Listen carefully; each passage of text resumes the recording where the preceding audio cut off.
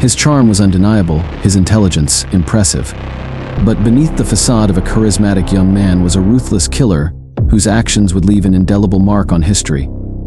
Ted Bundy, one of America's most notorious serial killers, used his looks and manipulative nature to deceive, abduct, and murder at least 30 women across multiple states.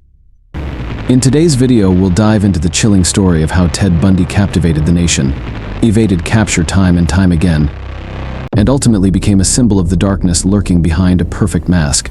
Buckle up as we explore the twisted journey of a man who fooled the world before his shocking fall from grace. This is the story of Ted Bundy, the charismatic killer. Ted Bundy remains one of the most notorious serial killers in American history. A man whose calculated brutality and ability to blend into society made him both terrifying and, disturbingly, fascinating to the public. Bundy's intelligence, charm, and outward charisma allowed him to lure unsuspecting young women, many of whom met tragic ends. His case shook the nation, forcing the public to confront the unsettling truth about ordinary-looking killers, ultimately leaving a legacy that would redefine criminal psychology, forensic science, and media coverage of violent crimes. Ted Bundy was born Theodore Robert Cowell on November 24, 1946, in Burlington, Vermont. From the start, his life was marked by family secrets and deception. Bundy was raised to believe that his mother, Louise Cowell, was his sister, and that his grandparents were his parents. This lie about his parentage created a strained and confusing childhood, potentially contributing to his later psychological issues. His grandfather was reportedly an abusive man, and Bundy grew up in a volatile environment. Despite this, Bundy excelled academically, showing early signs of intelligence and ambition. As a teenager, Bundy displayed early indicators of antisocial behavior, such as a fascination with violent crime novels and spying on neighbors. Yet, he maintained a normal appearance, excelling in school and participating in social clubs. His time at the University of Washington was marked by hard work and ambition, but it was here that he experienced an early heartbreak. His relationship with a young woman, often referred to by the pseudonym Stephanie Brooks, would end, leaving him deeply embittered. Some theorize that this rejection may have contributed to the formation of Bundy's violent tendencies toward women. Bundy's methods were as chilling as they were methodical. Known for his charm and disarming good looks, he often feigned injury or pretended to need help, tricking young women into trusting him. He would wear a cast on his arm or carry crutches, creating the impression of vulnerability, which led his unsuspecting victims to lower their guard.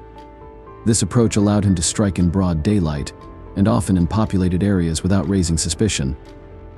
Once he had gained a victim's trust, he would lure them into his car, a beige Volkswagen Beetle that he had modified to prevent escape by removing the passenger seat. Bundy's crimes escalated in brutality as he abducted, assaulted, and murdered his victims, disposing of their bodies in secluded locations. He would often revisit the sites, a behavior known as necrophilia, which added a disturbing layer to his crimes. Bundy's killing spree began in earnest in the Pacific Northwest, where several young women disappeared under similar circumstances. As reports of missing young women increased, local police began connecting these disappearances to a single suspect who introduced himself as Ted and drove a Volkswagen. However, law enforcement agencies across states struggled to coordinate their investigations, allowing Bundy to slip through the cracks by frequently moving between jurisdictions. In Washington and Oregon, his crimes left an indelible mark on college campuses where he preyed on students. Eventually, he expanded his territory to Utah, where his violence continued unabated. By the time Bundy reached Colorado, he had become one of the FBI's most wanted fugitives. However, law enforcement at the time lacked a unified system to track serial offenders across state lines, making it difficult to pinpoint him as a suspect. Police arrested this 31-year-old man after a high-speed chase Wednesday morning in Pensacola, Florida. He claimed to be a Florida State University law student. An officer in Pensacola doing his job very well stopped a car that in his gut said, "This isn't right." Who is this man? He was arrested driving a stolen Tallahassee car and carrying 21 stolen credit cards, many of which belong to FSU co-eds. He refused to give his name to authorities, and he resisted arrest with violence. Bundy's eventual capture in 1975 was due to a stroke of luck. He was stopped by police in Utah for a traffic violation, and a search of his car revealed tools that raised suspicion's: handcuffs, an ice pick, and a ski mask. These items, coupled with his resemblance to the sketch of the suspect described by witnesses, led to his arrest. Although he was held on charges of aggravated kidnapping, Bundy was later linked to multiple murders through forensic evidence, marking him as a prime suspect in several states. Bundy's trial for the Utah kidnapping charge was only the beginning of his encounters with the legal system.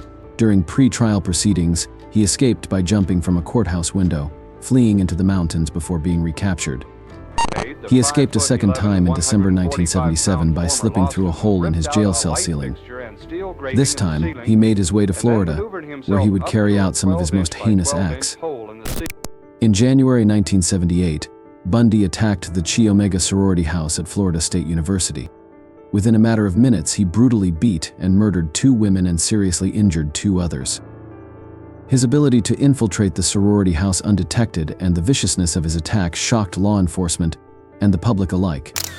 He later abducted and murdered 12-year-old Kimberly Leach, marking his final known murder. Bundy's capture following the Florida murders led to one of the most widely publicized trials in American history. His courtroom antics, which included choosing to represent himself, made headlines across the nation. Bundy's intelligence and legal knowledge allowed him to delay proceedings and create spectacle after spectacle in the courtroom. He called himself as a witness, questioning witnesses in an attempt to relive the crimes, and sought to manipulate public opinion. In a bizarre move during his Florida trial, Bundy proposed marriage to Carol Ann Boone. Carol, do you want to marry me? I want to marry you. I do want to marry you. A former coworker and one of his staunchest supporters, during court proceedings. Because the proposal was made in front of a judge, it was legally binding. Boone would later bear Bundy's child, a testament to his manipulative powers even while on trial for his life. The trial's extensive media coverage and Bundy's unsettling courtroom demeanor offered a rare look into the psyche of a killer who enjoyed the spotlight. Despite his attempts to present himself as an innocent, misunderstood man, Bundy was ultimately convicted and sentenced to death for his crimes. Bundy's case is often discussed in the fields of psychology and criminology due to his complex personality. He was diagnosed by some experts as having narcissistic personality disorder and psychopathy, as he showed a blatant disregard for human life and an ability to charm and manipulate without remorse. Bundy's willingness to use his intelligence and charisma for predatory purposes serves as a model for understanding the behaviors of some psychopaths. His confession to dozens of murders shortly before his execution underscored the scope of his brutality, yet he only hinted at his motives. In later interviews, he claimed that violent pornography had influenced his behavior, though experts argue that his psychological issues ran far deeper. Bundy's case highlighted the need for improved methods in criminal profiling, leading to advancements in the FBI's Behavioral Analysis Unit.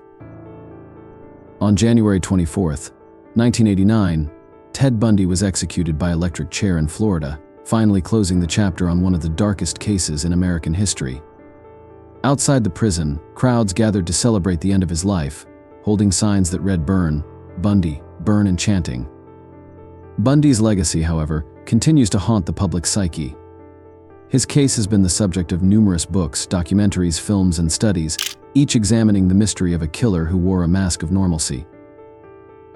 The chilling nature of Bundy's crimes forced the public to confront the disturbing reality of ordinary monsters, shaping criminal psychology, forensic investigation, and media portrayals of killers.